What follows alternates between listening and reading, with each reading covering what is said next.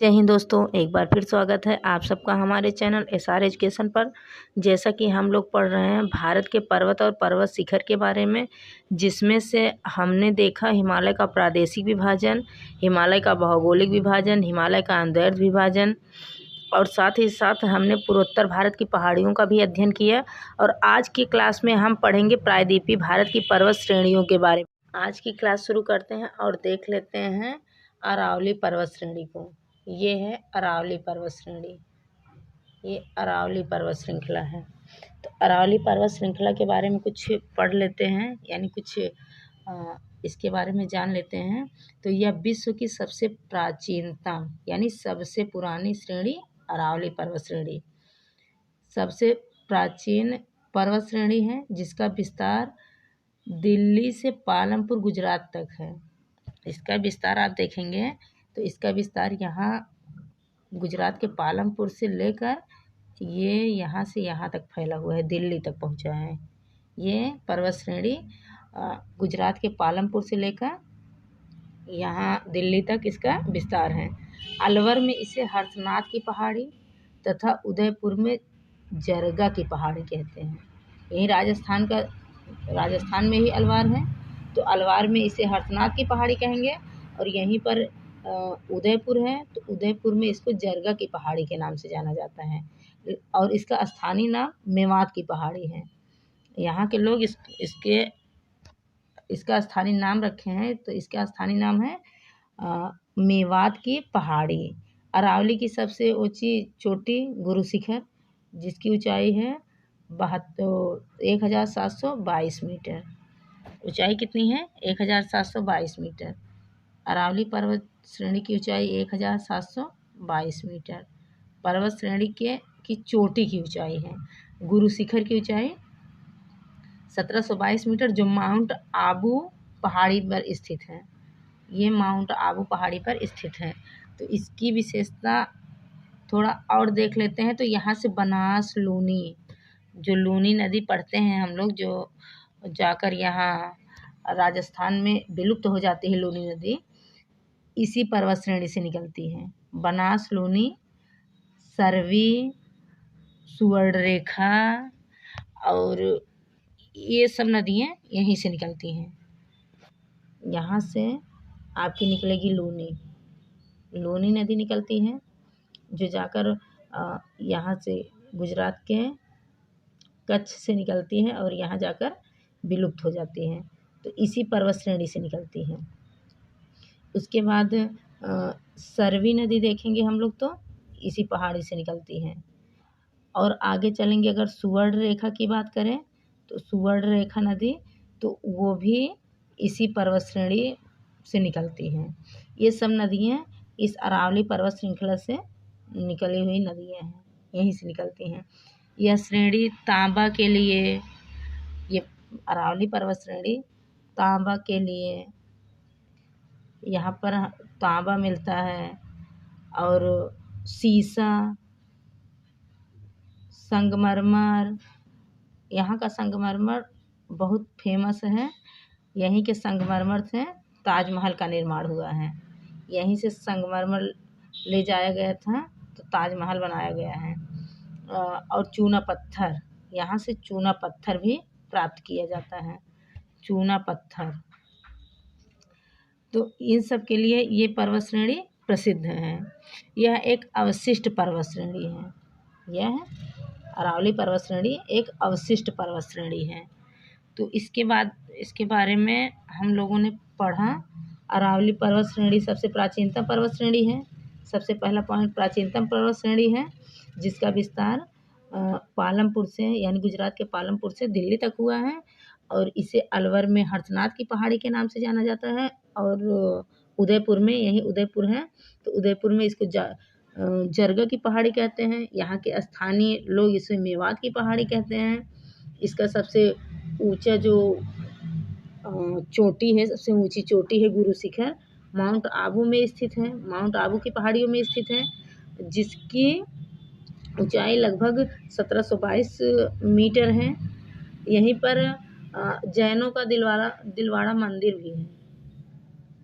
आपके माउंट आबू पर जैनों का दिलवाड़ा मंदिर भी है जो प्रसिद्ध है, विश्व प्रसिद्ध है। और यहाँ से हम लोगों ने देखा लूनी नदी निकलती है, सरवी नदी निकलती है, सुवर्णरेखा नदी निकलती है और साथ ही साथ यहाँ से संगमरमर प्राप्त किया जाता है, तांबा, सीसा, चूना पत्थर, इन सब के लिए ये प्रसिद्ध है। और लास्ट में हम लोगों ने ये देखा कि ये एक अवशिष्ट पर्वत है, ये एक अवशिष्ट पर्वत है। अब हम लोग देख लेते हैं इसके बाद विंध्य पहाड़ी को। विंध्य पहाड़ी का लोकेशन यहाँ है, तो दूसरे नंबर की पहाड़ी विंध्य पर्वत श्रेणी को देख लेते हैं। तो यह श्रेणी देखिए, सबसे पहले तो ये मालवा के पठार के दक्षिण मध्य प्रदेश में स्थित है। ये पहाड़ी मालवा के पठार के दक्षिण में, मालवा के पठार के दक्षिण में और मध्य प्रदेश में स्थित है। इसका लोकेशन आप देखेंगे तो ये यहाँ से यहाँ तक मध्य प्रदेश है, ये मध्य प्रदेश है। तो ये पहाड़ी कहाँ स्थित है? तो मध्य प्रदेश में स्थित है। यह श्रेणी उत्तरी मैदान व प्रायद्वीपीय भारत के बीच जल विभाजक का कार्य कर रही है। ये देखिए, उत्तरी भारत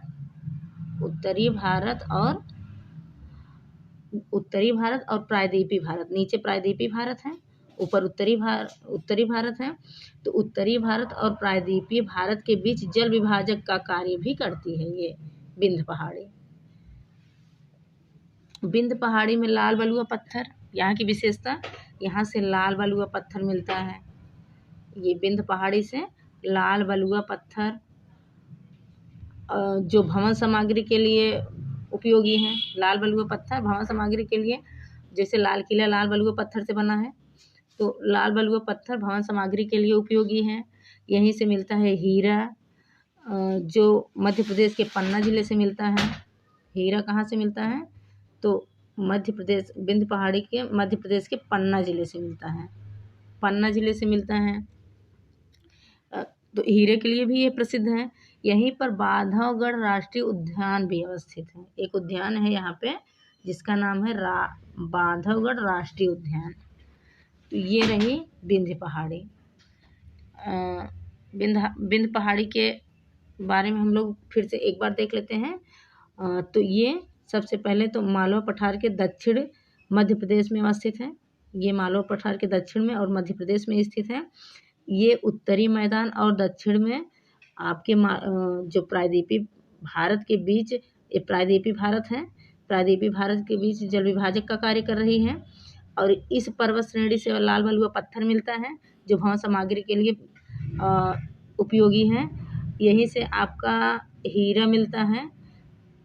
यहीं पर पन्ना जिला है मध्य प्रदेश में, तो यहाँ से हीरे के लिए ये प्रसिद्ध है। यहीं पर बांधवगढ़ राष्ट्रीय उद्यान भी अवस्थित है। तो अब हम अगला देखते हैं, और अगले में हम देखते हैं सतपुड़ा श्रेणी को। अगले में हम देख लेते हैं सतपुड़ा। तो ये रहा आपका सतपुड़ा श्रेणी, ये है सतपुड़ा श्रेणी। तो इसकी विशेषता है विंध्य के समानांतर दक्षिण में स्थित है। अब देखिए इसकी विशेषता, तो ये विंध्य के समानांतर, देखिए एकदम नीचे दक्षिण में स्थित है, विंध्य के समानांतर दक्षिण में स्थित है। यह श्रेणी नर्मदा व ताप्ती के बीच अवस्थित है। अब देखिए, नर्मदा व ताप्ती के बीच अवस्थित है सतपुड़ा श्रेणी। नर्मदा नदी इधर से जाएगी, ताप्ती नदी इधर से जाएगी, ये बीच में स्थित है। ऊपर से नर्मदा, नीचे से ताप्ती, तो नर्मदा और ताप्ती के बीच में स्थित है।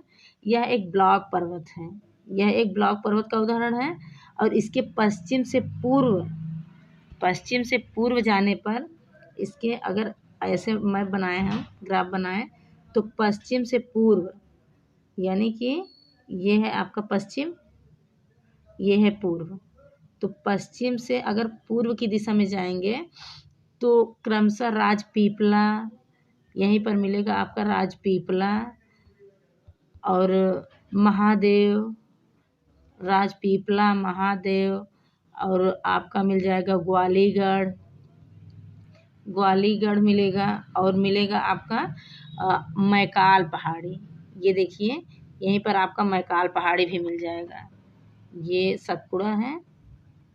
तो सतपुड़ा के आगे अगर पश्चिम से पूर्व जाएंगे तो ये मैकाल पहाड़ी, महादेव मिलेगा, गड़जात मिलेगा, ये सब ग्वालीगढ़ मिलेगा, राजपीपला, महादेव, ये सब आप पश्चिम से पूर्व की दिशा में जाएंगे सतपुड़ा श्रेणी से तो ये सब वहीं पर मौजूद हैं। और सतपुड़ा श्रेणी की सबसे ऊंची चोटी धूपगढ़ है, जिसकी ऊंचाई, धूपगढ़ की ऊंचाई कितनी है?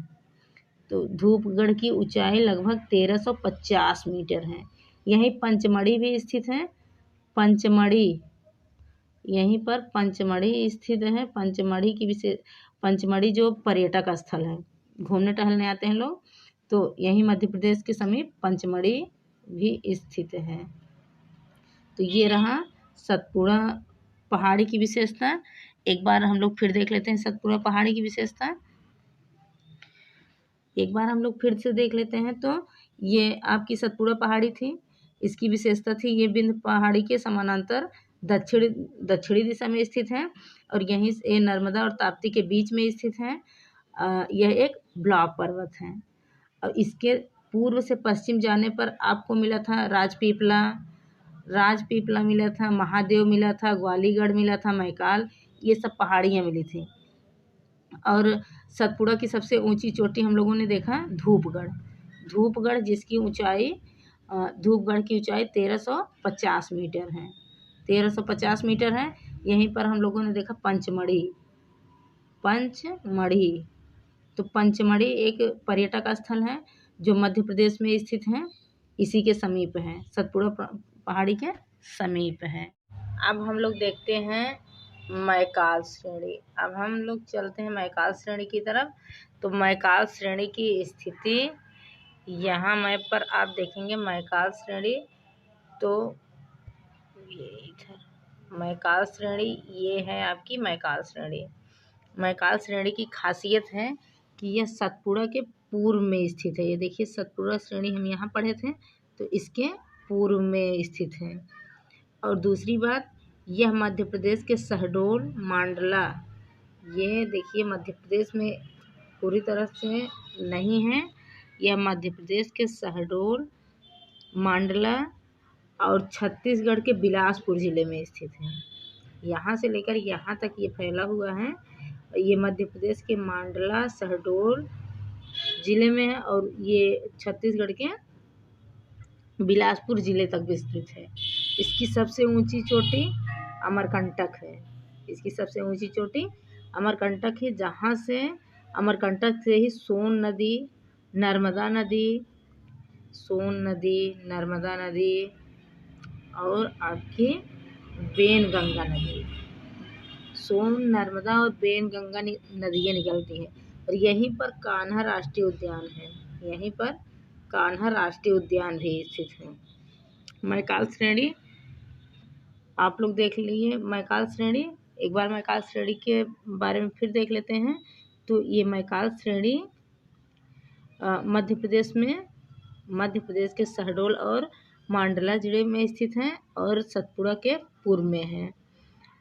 मांडला और शहडोल के अलावा ये छत्तीसगढ़ के बिलासपुर ज़िले तक विस्तृत है।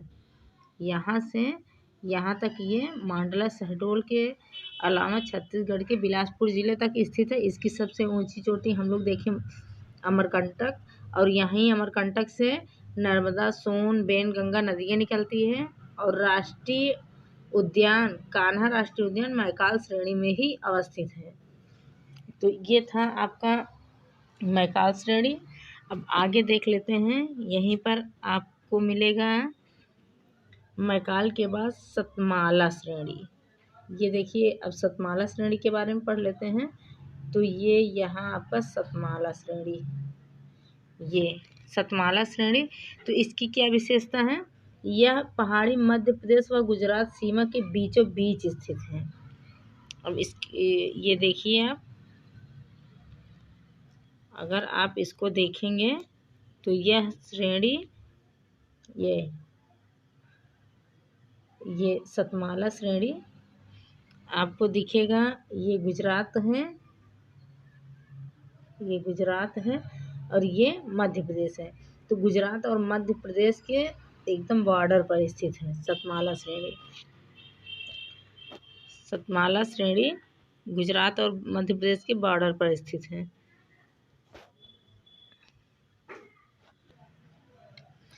तो ये है आपका मांडला, हाँ सतमाला हो गया, सतमाला ये यहाँ पर आपका सतमाला है। तो सतमाला की विशेषता हम लोग पढ़ रहे थे। तो सतमाला मध्य प्रदेश और गुजरात के बॉर्डर पर स्थित है। ये देखिए मध्य प्रदेश और गुजरात का बॉर्डर ये यहाँ से, तो सतमाला बीचों बीच मध्य प्रदेश और गुजरात के बॉर्डर पर स्थित है। और सतमाला श्रेणी को नासिक का ज्वेल भी कहा जाता है। इसी श्रेणी को नासिक का ज्वेल कहा जाता है। सतमाला श्रेणी को नासिक का ज्वेल कहा जाता है। तो अभी तक हम लोगों ने देखा अरावली पर्वत श्रेणी, विंध्य पर्वत श्रेणी, सतमाला, सतपुड़ा और मैकाल। तो 1 2 3 कुल मिलाकर 5 पहाड़ियों के बारे में हम लोग पढ़ चुके हैं। आगे पढ़ते हैं। आगे आपको आगे ले चलते हैं और अजंता श्रेणी के बारे में देख लेते हैं।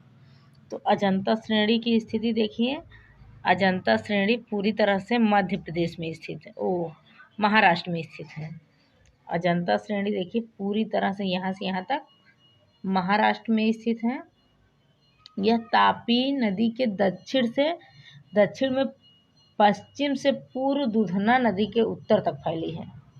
ये जो आपकी अजंता श्रेणी है, ये तापी नदी के दक्षिण में, ये इधर से आपकी तापी नदी जाती है, तो ताप्ती नदी के दक्षिण में पश्चिम से पूर्व तक, यानी पश्चिम से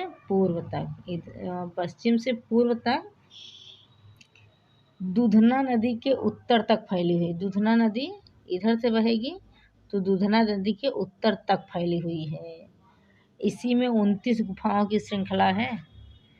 आपके अजंता श्रेणी में ही 29 गुफाओं की श्रृंखला है। इस पहाड़ी के अंदर 29 गुफाएं बनी हुई हैं। 29 गुफाओं की श्रृंखला है जो गुप्तकालीन भित्ति चित्रों के लिए विश्व प्रसिद्ध है। गुप्त काल में इसकी भित्ति चित्र बहुत मिली थी। तो ये गुफाओं की श्रृंखला, ये 29 गुफाएं हैं। 29 गुफाएं जो गुप्तकालीन भित्ति चित्रों के लिए विश्व प्रसिद्ध है। इसको विश्व विरासत में रखा गया है 29 गुफाओं की इस भित्ति चित्र को, जो कि अजंता की श्रेणी में स्थित है। अब आगे देखते हैं हरिश्चंद्र श्रेणी। आपकी ये अजंता की श्रेणी भी कंप्लीट। अब देखते हैं हरिश्चंद्र श्रेणी। हरिश्चंद्र श्रेणी आपकी ये है हरिश्चंद्र पहाड़ी। तो हरिश्चंद्र की विशेषता ये है कि ये श्रेणी पुणे के उत्तर पूर्व में, पुणे है महाराष्ट्र का, पुणे के उत्तर पूर्व में गोदावरी और भीमा नदियों के मध्य अवस्थित है। गोदावरी और भीमा नदियों के मध्य अवस्थित है क्या हरिश्चंद्र श्रेणी। यह श्रेणी कृष्णा व गोदावरी नदियों के मध्य जल विभाजक बनती है। यह श्रेणी ये वाला जल विभाजक का कार्य किन किन दो नदियों के बीच में करती हैं, तो कृष्णा और गोदावरी नदी, कृष्णा और गोदावरी नदियों के बीच जल विभाजक का कार्य करती हैं। और पश्चिमी घाट की ऊंची ऊंची पहाड़ी, जो यहाँ पश्चिमी घाट की ऊंची ऊंची पहाड़ियाँ हैं, ऊंची ऊंची चोटी, जैसे कल सुबई 1646 मीटर, जिसकी ऊंचाई 1646 मीटर है कल सुबई की, इसी श्रेणी में स्थित है। ये आपकी हरिश्चंद्र श्रेणी जो है, इसी श्रेणी में कल सुबई ऊंची ऊंची, ये हम कह सकते हैं जो पश्चिमी घाट की सबसे ऊंची ऊंची चोटी है, श्रेणी है। तो इसी के अंतर्गत आती हैं। जैसे आपका कलसुबई हो गया 1646 मीटर ऊंचा है। यह एक उष्णकटिबंधीय मानसूनी, यहाँ पर जो हरिश्चंद्र श्रेणी है, यहाँ पर उष्ण मानसूनी कटिबंध पाए जाते हैं। उष्णकटिबंधीय मानसूनी वन पाए जाते हैं जो उष्णकटिबंधीय मानसूनी वन होते हैं। यहाँ हरिश्चंद्र श्रेणी पर पाए जाते हैं उष्णकटिबंधीय मानसूनी वन। तो आगे देख लेते हैं। आगे आप हमारा है, इसी के ऊपर जस्ट देख लेते हैं। तो बालाघाट है, ये है बालाघाट। बालाघाट की विशेषता, तो यह पश्चिमी महाराष्ट्र तथा मध्य प्रदेश में अवस्थित है। ये देखिए, ये पश्चिमी महाराष्ट्र, ये महाराष्ट्र यहाँ से यहाँ तक है। तो पश्चिमी महाराष्ट्र था, ये ऊपर मध्य प्रदेश है, तो पश्चिमी महाराष्ट्र और मध्य प्रदेश के बॉर्डर पर अवस्थित है। मंजरा नदी यहीं से निकलती है, बालाघाट से ही मंजरा नदी यहीं से निकलती है। यह श्रेणी मैग्नीज, मैग्नेटाइट, ये जो बालाघाट श्रेणी है, यहाँ से मैग्नीज, मैग्नेटाइट,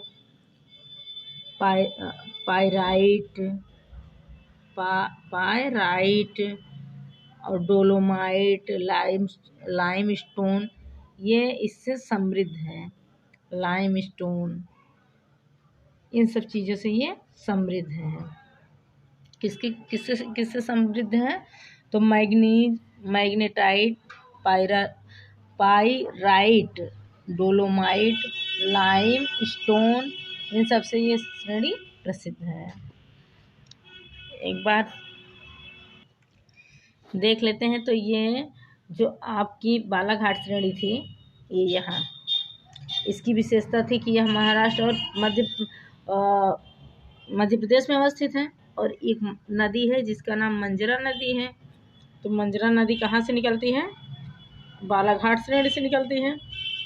मंजरा नदी यहीं से निकलती है और इस श्रेणी में मैग्नीज, मैग्नेटाइट और आपका पाइराइट, डोलोमाइट, लाइमस्टोन, इन सब से ये श्रेणी समृद्ध है। यहाँ से ये सब चीज़ें प्राप्त की जाती हैं। हमारा आगे है, तो आगे हम देख लेते हैं गिरिनार पहाड़ियाँ। गिरिनार पहाड़ी ये रही आपकी गिरिनार पहाड़ी। तो गिरिनार पहाड़ी की विशेषता ये देखिए, गुजरात, यहीं आपका जूनागढ़ है। तो गुजरात के जूनागढ़ ज़िले में इसका विस्तार है। और गोरखनाथ इसकी प्रमुख चोटी है, सबसे ऊंची चोटी इसकी गोरखनाथ है। यह एशियाई बब्बर शेर का निवास स्थल है। यहाँ पर आपको एशियाई बब्बर शेर मिलेंगे। एशियाई बब्बर शेर, बब्बर शेर माने जिस शेर के मुंह के नीचे दाढ़ी होता है, लंबे लंबे बाल होते हैं, उसे बब्बर शेर कहते हैं। ऊपर बाल होते हैं और नीचे मुंह के नीचे भी बाल होते हैं, उसे बब्बर शेर कहते हैं। तो ये एशियाई बब्बर शेर कहाँ पाए जाते हैं? तो ये एशियाई बब्बर शेर गिरिनार, यहाँ गिरी की पहाड़ी में पाए जाते हैं। और इसकी विशेषता जूनागढ़ ज़िले में है, जो कि गुजरात में है। आगे हम लोग देख रहे हैं तो मांडवा, यहीं ऊपर देखेंगे तो मांडव पहाड़ी है। मांडव पहाड़ी की विशेषता, यह गुजरात के काठियावाड़ प्रायद्वीप में विस्तृत है। ये देखिए, ये भी गुजरात में है। और ये जूनागढ़ में था, ये काठियावाड़ में है। और यहाँ की मुख्य नदी बारड़ा नदी है। ये मांडव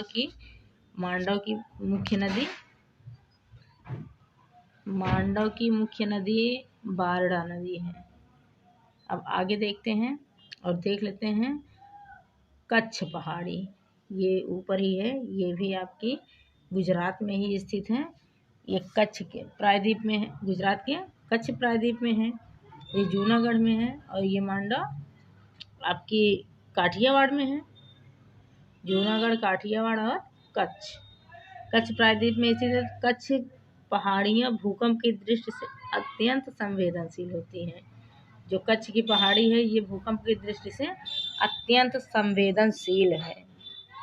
अब आगे देख लेते हैं तो महादेव पहाड़ी, ये है आपकी महादेव की पहाड़ी है।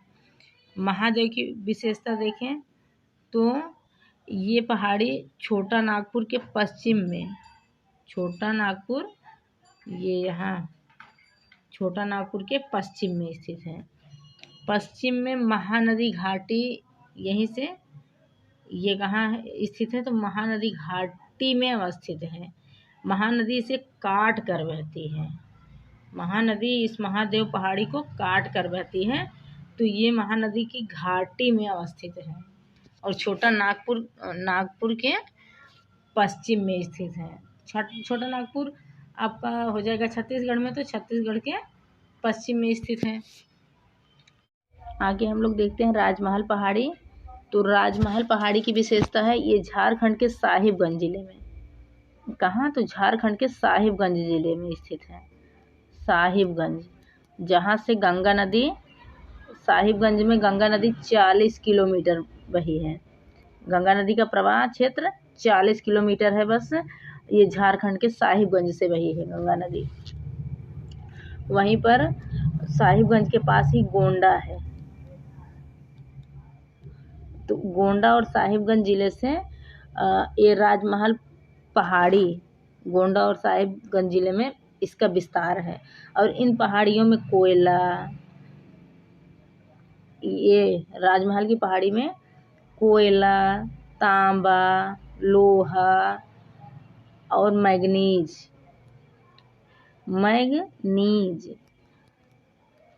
बहुत बड़ी मात्रा में उपलब्ध है। यहाँ इस पहाड़ी पर कोयला, तांबा, लोहा, मैग्नीज बहुत बड़ी मात्रा में पाए जाते हैं। और इसकी सबसे ऊंची चोटी पारसनाथ है।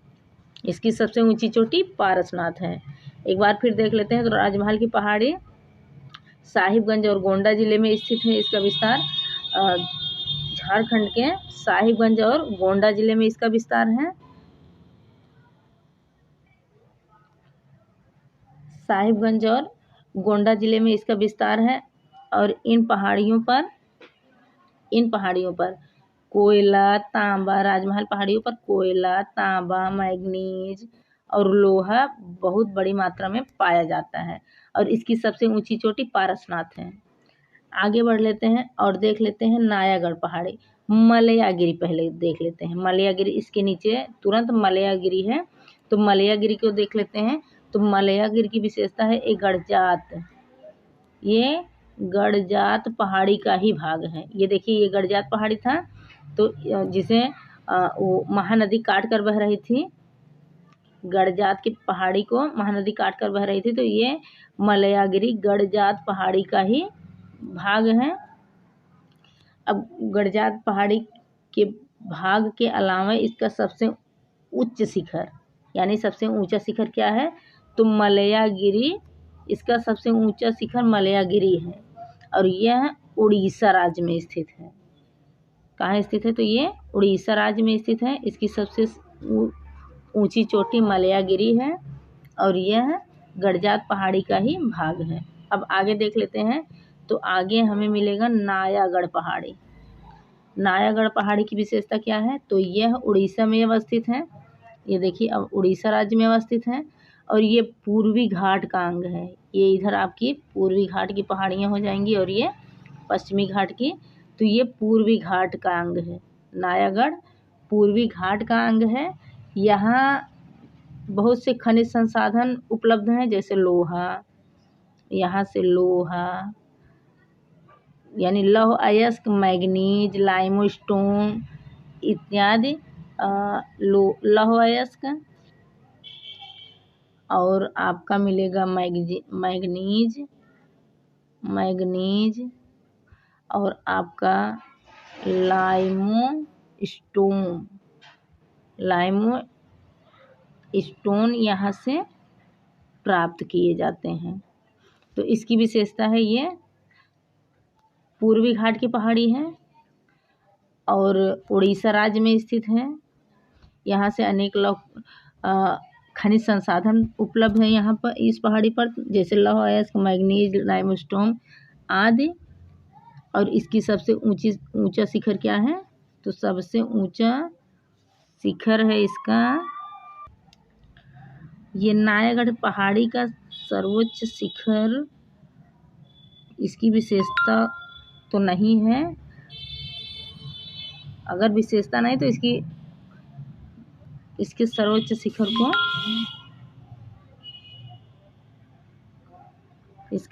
शिखर को, नायागढ़ की पहाड़ी के सर्वोच्च शिखर को हम लोग नहीं पढ़ेंगे। ये कहीं पर लिखा भी नहीं मिलता है। बाकी मलयागिरी की पहाड़ी की विशेषता थी, तो सर्वोच्च शिखर की विशेषता थी, तो मलयागिरी पढ़ लिए थे। लेकिन इसकी विशेषता कहीं दिख नहीं रही थी, इसीलिए नायागढ़ की पहाड़ी का सर्वोच्च शिखर हम लोग छोड़कर आगे बढ़ लेते हैं। आगे हम लोग देखते हैं नल्ला मलाई की पहाड़ी। नल्ला मलाई की पहाड़ी को ब्लैक माउंटेन के नाम से भी जाना जाता है। इसको ब्लैक माउंटेन के नाम से जाना जाता है। यह कृष्णा नदी के दक्षिण में अवस्थित है। ऊपर ये कृष्णा नदी है, कृष्णा नदी के दक्षिण में ये नल्ला मलाई की पहाड़ी अवस्थित है। और यहाँ पर राष्ट्रीय राजमार्ग 9, एक राष्ट्रीय राजमार्ग इधर से गुजरता है, राष्ट्रीय राजमार्ग 9, यहाँ से राष्ट्रीय राजमार्ग 9 गुजरता है। राष्ट्रीय राजमार्ग 9 यानी हाईवे नंबर 9 यहीं से गुजरता है। और ये पूरी तरह से कहाँ स्थित है, तो आंध्र प्रदेश में स्थित है। ये पूरी तरह से आंध्र प्रदेश में स्थित है। और अब आगे देख लेते हैं हम लोग शेषाचलम की पहाड़ियों को। तो शेषाचलम की पहाड़ियों की स्थिति यहाँ है। तो शेषाचलम की पहाड़ी की विशेषता, ये 7 पहाड़ी का समूह है। ये कितनी पहाड़ी का समूह है, तो 7 पहाड़ी का समूह है। और हिंदुओं का तीर्थ स्थल जो तिरुपति नाथ का मंदिर है, तिरुपति नाथ का मंदिर इन्हीं पहाड़ियों पर स्थित है। इन्हीं पहाड़ियों पर तिरुपति नाथ का मंदिर स्थित है। और ये इसे 2011 में जैव मंडल आरक्षित क्षेत्र घोषित कर दिया गया है। 2011 में जैव मंडल आरक्षित क्षेत्र घोषित कर दिया गया है। और इन्हें शेषाचलम बायो रिजर्व के नाम से भी जाना जाने लगा है। अब इसे शेषाचलम बायो रिजर्व के नाम से भी जाना जाता है। तो इसकी एक विशेषता फिर से एक बार देख लेते हैं। शेषाचलम की पहाड़ी है। शेषाचलम की पहाड़ी 7 पहाड़ियों के समूह से बनी है। यहीं पर हिंदुओं का तीर्थ स्थल तिरुपति महाराज का मंदिर है। और इसे 2011 में जैव मंडल आरक्षित क्षेत्र घोषित किया गया है। और शेषाचलम की पहाड़ियों को शेषाचलम बायो रिजर्व के नाम से भी जाना जाता है। शेषाचलम बायो रिजर्व के नाम से भी शेषाचलम पहाड़ियों को जाना जाता है। अब आगे देख लेते हैं हम लोग। तो पालकोंडा, यहाँ आपको दिख रहा है पालकोंडा। तो पालकोंडा की विशेषता क्या है, तो कुछ खास, बहुत ज़्यादा खास विशेषता नहीं है। ये पहाड़ी दक्षिणी आंध्र प्रदेश में स्थित है। ये देखिए, ये आंध्र प्रदेश का मैप है। तो ये पहाड़ी दक्षिणी आंध्र प्रदेश में स्थित है। और यहाँ अधात्विक खनिजों की प्रधानता है। हर जगह धात्विक खनिज मिल रहे थे, यहाँ अधात्विक खनिजों की प्रधानता है। अधात्विक खनिज यहाँ से मिलते हैं। और अब देख लेते हैं, अब हमारा है जावेदी की पहाड़ी को देख लेते हैं। तो जावेदी की पहाड़ी की स्थिति यहाँ है। इस पहाड़ी की विशेषता है, ये तमिलनाडु के बिल्लोर जिले में स्थित है। ये तमिलनाडु है, तो इस तमिलनाडु के बिल्लोर जिले में स्थित है। ये जावेदी पहाड़ी बिल्लोर जिले में, तमिलनाडु के बिल्लोर जिले में स्थित है। और ये पूर्वी घाट की पहाड़ियों के अंतर्गत आता है। पूर्वी घाट की पहाड़ियों का अंग है। पूर्वी घाट की पहाड़ियों के अंग के साथ साथ यहाँ एल्युमिनियम काफ़ी मात्रा में पाया जाता है। यहाँ एल्युमिनियम काफ़ी मात्रा में पाया जाता है। अभी हम लोग यहाँ पालकोंडा देख रहे थे। तो पालकोंडा में अधात्विक खनिजों की प्रधानता थी। और यहाँ एल्युमिनियम पाया जाता है बहुत बड़ी मात्रा में। यहाँ पर बड़ी मात्रा में एल्युमिनियम पाया जाता है। अब हम लोग आगे देख लेते हैं। आगे है हमारा सेवराय पहाड़ी। आगे हमारा है सेवराय पहाड़ी। सेवराय पहाड़ी की विशेषता है, ये तमिलनाडु में अवस्थित है। कहाँ अवस्थित है, तो ये तमिलनाडु में अवस्थित है। तमिलनाडु के अलावा इसका सर्वोच्च शिखर सन्यासी मलाई। सेवराय का सर्वोच्च शिखर क्या है, तो सन्यासी मलाई। इसी को डफ कहा जाता है, डफ पहाड़ी। तो सन्यासी मलाई या फिर डफ पहाड़ी इसका सर्वोच्च शिखर है। ये तमिलनाडु में अवस्थित है। अब आगे देखते हैं। तो आगे आप है पंचमलाई। आगे की पहाड़ियों का नाम पंचमलाई। पंचमलाई की विशेषता, इसे ग्रीन माउंट के नाम से जाना जाता है। Green mount. यहाँ नल्ला मलाई को ब्लैक माउंट, इसको ग्रीन माउंट। तो ग्रीन माउंट के नाम के अलावा ये तमिलनाडु के मध्य में स्थित है। इसकी विशेषता तमिलनाडु के मध्य में स्थित है। यहाँ से लिग्नाइट की अधिकता देखने को मिलती है। यहाँ लिग्नाइट का भंडार है। पंचमलाई में लिग्नाइट का भंडार है। पंचमलाई में लिग्नाइट का भंडार है। और आपका यहीं जावेदी पहाड़ी में एल्युमिनियम का भंडार मिला था। और पालकोंडा में आधात्विक खनिज मिला था। यहाँ आधात्विक खनिज मिला था, एल्युमिनियम मिला है। यहाँ पर लिग्नाइट की अधिकता है। अब आगे देखते हैं।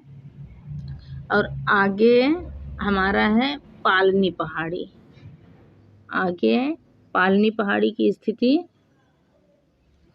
पालनी पहाड़ी की विशेषता, ये पहाड़ी तमिलनाडु में स्थित है। ये पहाड़ी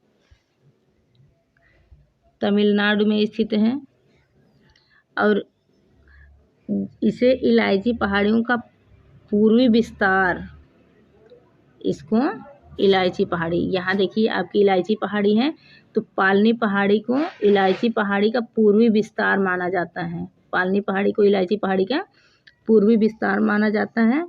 और यहाँ से एक नदी निकलती है जिस नदी का नाम है समुखता नदी।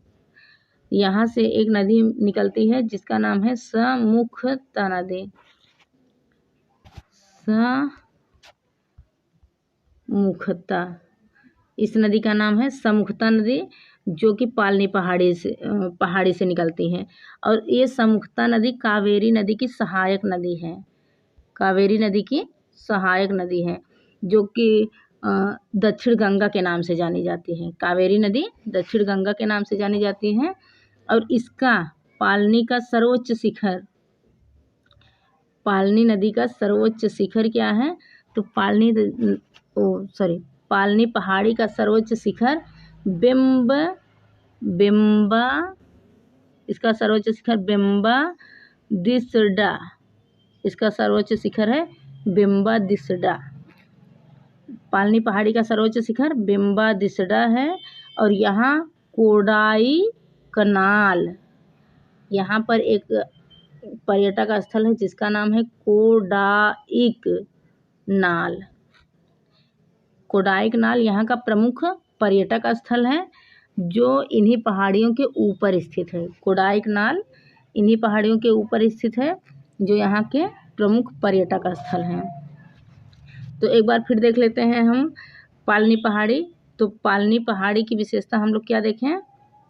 तो पालनी पहाड़ी तमिलनाडु में स्थित है, पहला पॉइंट।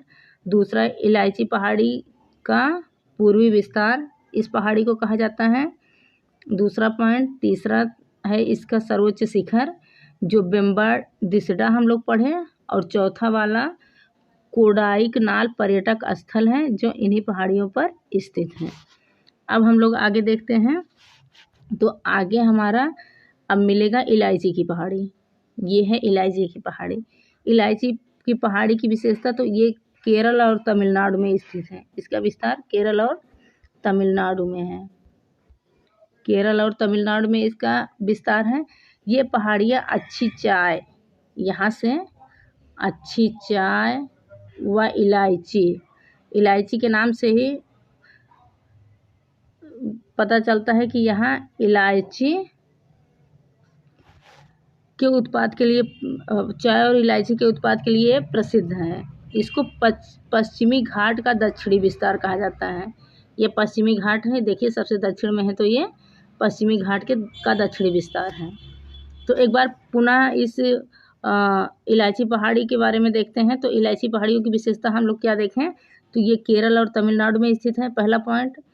दूसरा, ये पहाड़ियाँ अच्छी चाय और इलायची के लिए प्रसिद्ध हैं, चाय और इलायची के उत्पादन के लिए प्रसिद्ध हैं। और तीसरा पॉइंट देखें तो ये पश्चिमी घाट का दक्षिणी विस्तार है। अब आगे बढ़ लेते हैं और देखते हैं अन्नामलाई। यहाँ है अन्नामलाई। अब अन्नामलाई पहाड़ी की विशेषता देखते हैं। तो अन्नामलाई पहाड़ी की विशेषता ये है कि ये पश्चिमी घाट पर स्थित है। सबसे पहली विशेषता ये पश्चिमी घाट पर स्थित है।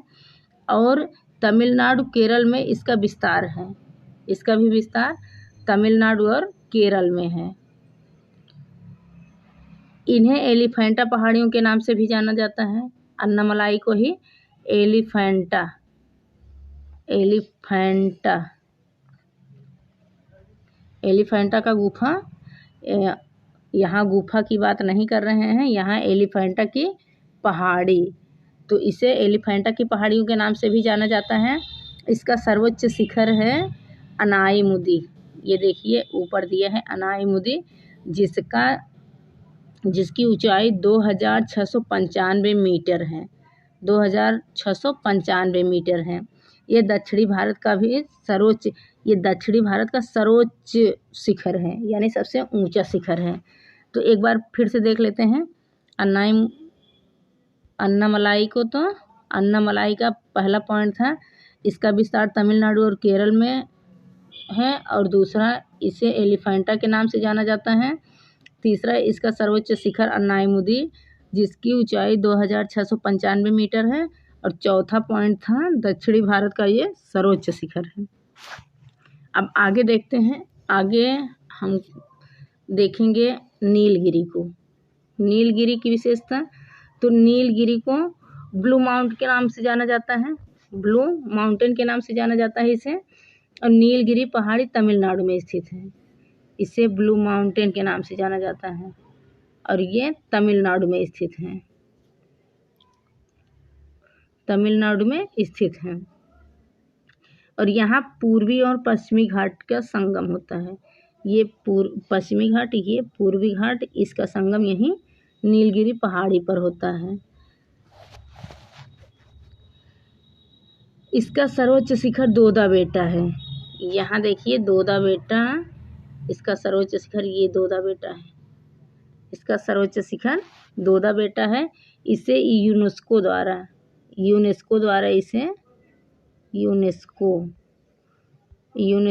इसे जैव मंडल आरक्षित क्षेत्र घोषित कर दिया गया है। यहाँ भी चाय का उत्पादन बहुत बड़ी मात्रा में होता है। तो इसकी विशेषता एक बार फिर देख लेते हैं नीलगिरी की। तो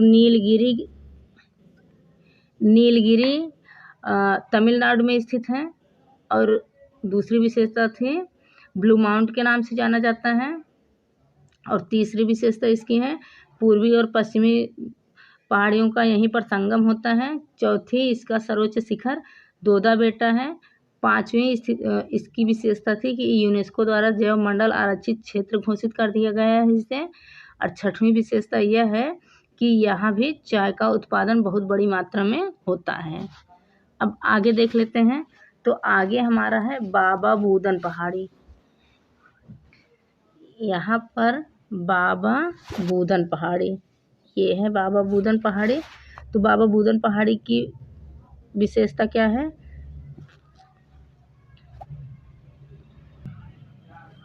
बाबा बूदन की पहाड़ी की विशेषता है कि ये कर्नाटक के चिकमंगलुरु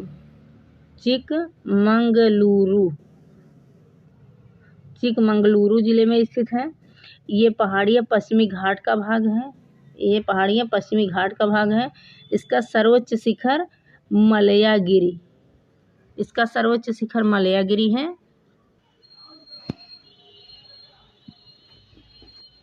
इसका बाबा बूदन की पहाड़ी का सर्वोच्च शिखर मलयागिरी है। यहाँ भद्रा वन्य जीव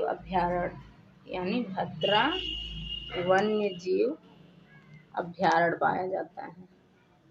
स्थित यही है भद्रा वन्य जीव अभ्यारण्य। केमागुड़ी हिल स्टेशन भी इन्हीं पहाड़ियों पर है। कौन सा हिल स्टेशन? तो केमागुड़ी हिल स्टेशन इन्हीं पहाड़ियों पर स्थित है। और इन्हीं पहाड़ियों पर लौह अयस्क का क्षेत्र भी पाया जाता है। लौह अयस्क का क्षेत्र, इसी पहाड़ी पर लौह अयस्क का क्षेत्र भी पाया जाता है।